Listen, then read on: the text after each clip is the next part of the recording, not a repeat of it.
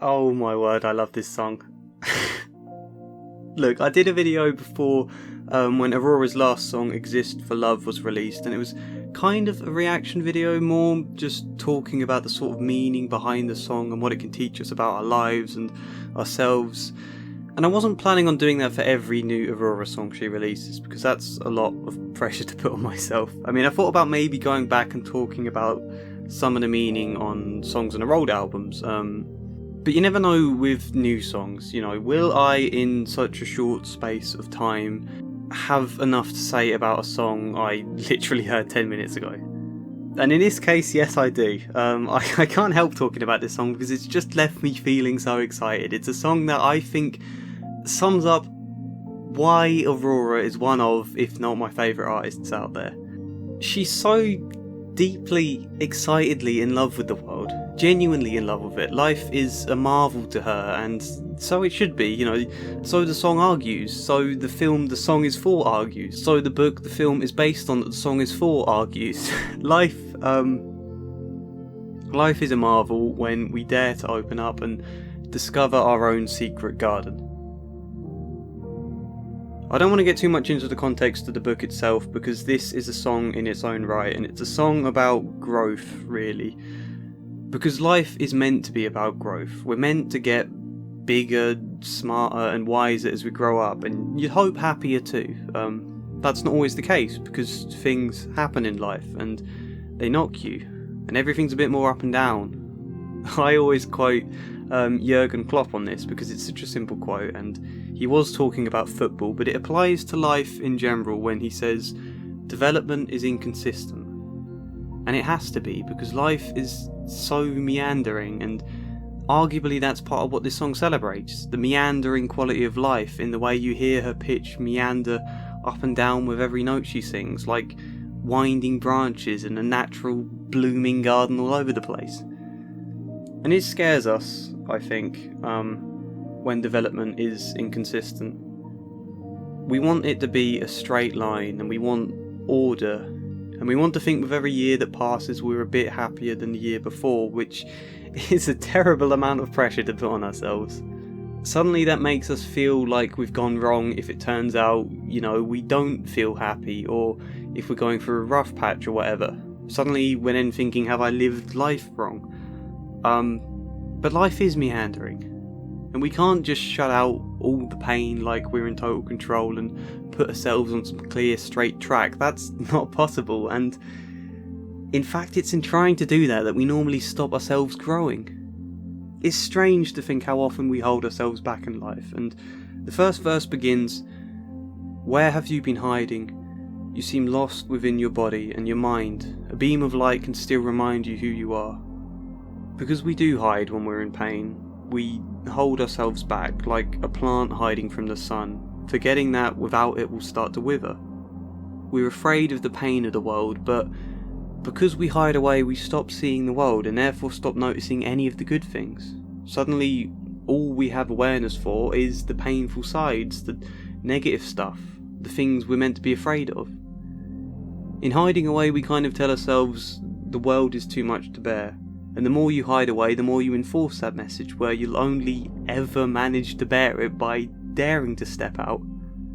It's like the very typical doctor-patient setup, which is much less common nowadays, where we know more about medicine and treatment and things, but traditionally, and I suppose this has some context to do with the book, but you know, where there's someone ill or sick or suffering with what I guess they would have called hysteria back then, and the doctor tells them they need to rest, even when they want to get up and do things. No, they need to rest. But the more they rest, the more tired their body becomes, and the weaker their muscles get, and you end up with those situations where, like, wealthy people would end up just in their beds with medication for years on end, despite the fact there's very little wrong with them actually, and all because their doctors inadvertently taught them to be afraid of getting better. There's a wonderful short story called The Yellow Wallpaper I read when I was a literature student, about a woman deemed hysterical who was kept in bed to recover, but being in bed with nothing to do just sent her increasingly mad. She needed things. She needed stimulation and adventure. And I find it's the same even with anxiety. You know, when When I've counselled anxious kids before, the most important thing for me is always to trust that they can be confident. If I started fussing and worrying they can't manage it and reaching for other resources like I was desperately trying to find a way to help them cope, that'd be like my emotions are saying, I'm anxious about your anxiety. I'm afraid you can't cope, and if I can't cope, how are they supposed to? Parents of anxious kids can get stuck in that mindset where really you need to do the opposite.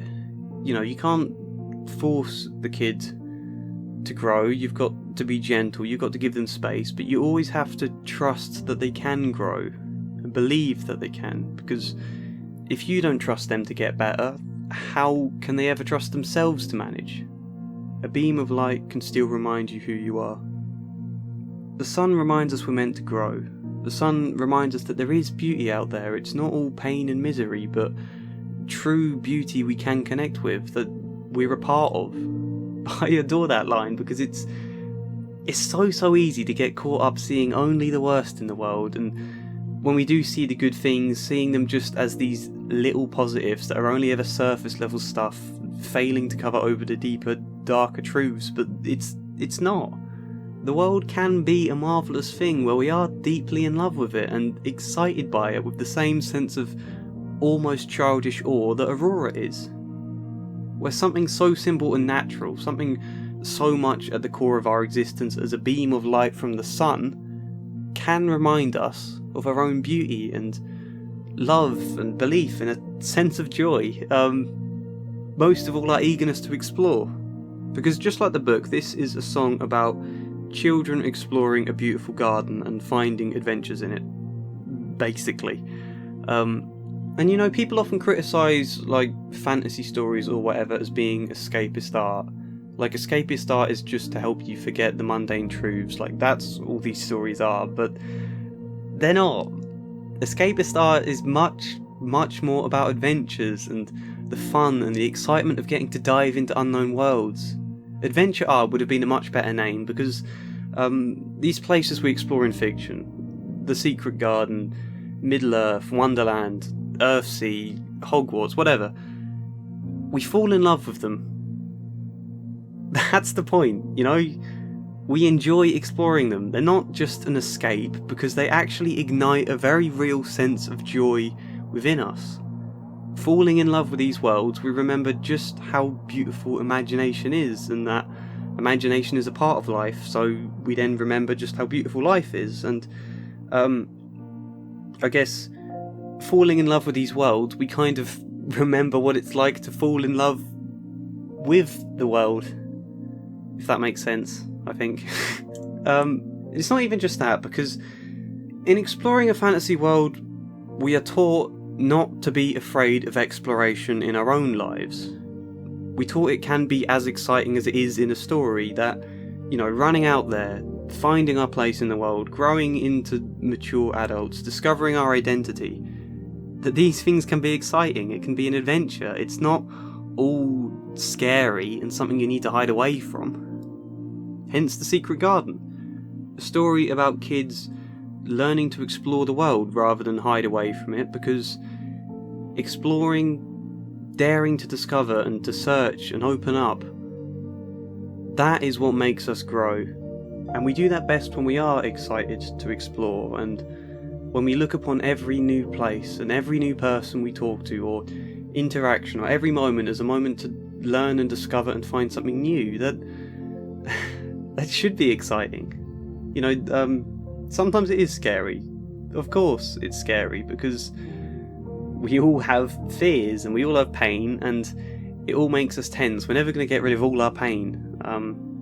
But we can try to overcome that and to focus more on the excitement. In The Secret Garden, Colin only discovers he can walk and doesn't actually need his wheelchair when he does start exploring the garden. And I think this song expresses that beautifully. In the garden, Aurora is there, or whoever the speaker is, painting the flowers, giving them colour herself. We can't just lie in bed or hide away and expect the beauty of the world to just come in and wash in and heal us. We have to go out and create it through our expression and our own joy and our own connection to these things. We have to engage with it, you know?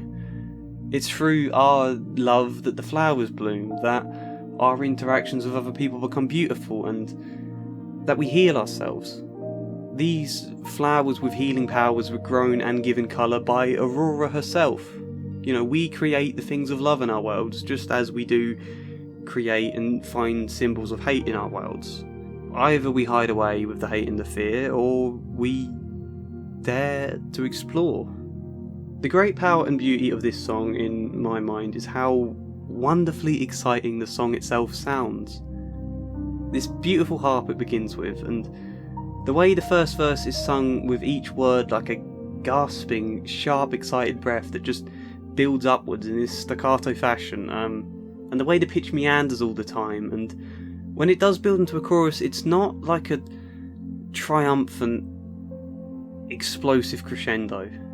It just sort of gently trickles into it like a stream flowing peacefully, and the whole song continues building upwards, even in the quieter instrumental break. The melody still makes it feel like things rising upwards, and then even in the ending, where you know the song has to naturally come to its end, even there the final note is a high one that makes it feel like it could go back in again, like there's more to come of this song and more to explore. And there's some really nice jungly sounds in there, and the drums as well.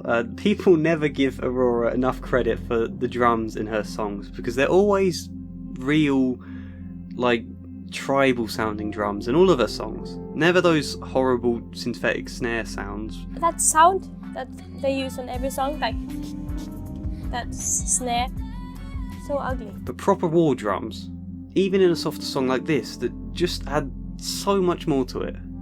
The song just sounds exciting and has left me feeling genuinely excited now. I don't know if that conveys in my voice or not.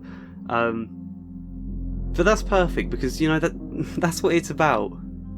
And fantasy, imagination, those things, it's not just a false escape from the world.